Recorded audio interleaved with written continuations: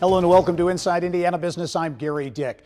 Transition at the State House. In a little more than a month, Mike Braun will officially become Indiana's 52nd governor, succeeding Eric Holcomb, who leaves office after 2 terms.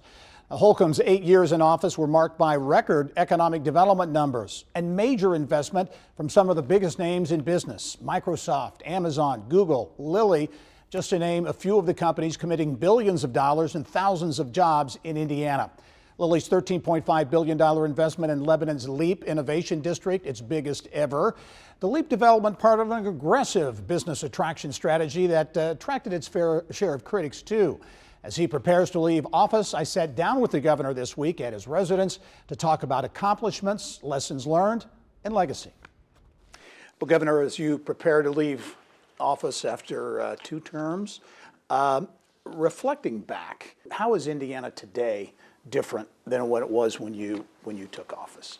Yeah, I've started to be very reflective about this and sentimental at times, and to think that we have a new Albany and a new Castle and a new Haven and a new Carlisle. It's really a new Indiana when you stop and think for a second about all the new ecosystems that are scattered and spread across the entire state. We've always been obviously a powerhouse when it comes to ag and ag biotech and life sciences and advanced manufacturing. Now we're increasingly finding ourselves planning for what we want to be in 2030 and 2040. Some of the biggest names in business investing billions of dollars in the state of Indiana: Microsoft, Meta, Google, Amazon, investing lots of money, pledging to lots of jobs. Is there more in the pipeline? I mean, people are amazed at the level of investment by these companies. Is this the beginning? This is the beginning, truly, and it's a new frontier, and we are, as we have, not just exploring this new space, but we're discovering and making those discoveries alongside the companies. And that's what's so attractive, is they see that we are investing in their pursuits, in our shared pursuits. And so for a state like Indiana that has had an Eli Lilly have their corporate headquarters and their corporate flag planted here, and to be a global company, but reinvesting up to now $13 billion in one new area of our state, shows to all the other companies, the companies that are manufacturing isotopes throughout the state of Indiana, shows that we have what it takes for them to not just start up, but to grow. We've had record years of new startups and new small business startups in the last 8 years as well. Lilly investing in the LEAP Innovation District in Lebanon and Boone County. Very aggressive move and part of a strategy at IEDC. Not everyone is a big fan of that in terms of feeling the state shouldn't be in the business of acquiring land and going after business. How do you react to that? Because if you look at the LEAP district, there have been some big successes already there.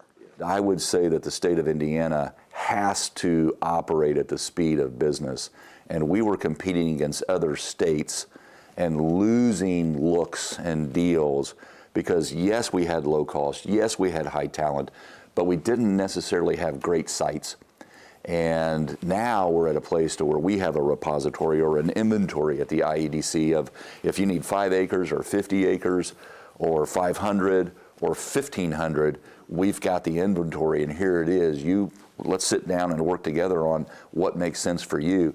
LEAP was in reaction to being left out of deals that would have gone somewhere else. Now we're in the situation where other states are saying, we got to catch up with Indiana. Indiana's getting more than their fair share. Was there one thing, especially as you look at the business side of things, that you're going to really remember? Finishing I-69, which took 3 governors. Starting and finishing double tracking the South Shore Line, Westlake Corridor, making significant progress on 31, making sure that that corridor from Fort Wayne to Valparaiso into the 3rd biggest economy, Chicago, in the country, is well on its way, heading in the right direction. Broadband internet, connecting rural places, expanding the field of commerce throughout all 92 counties. The trail program, we became a national leader in terms of hiking, biking, riding trails. So all those infrastructure projects,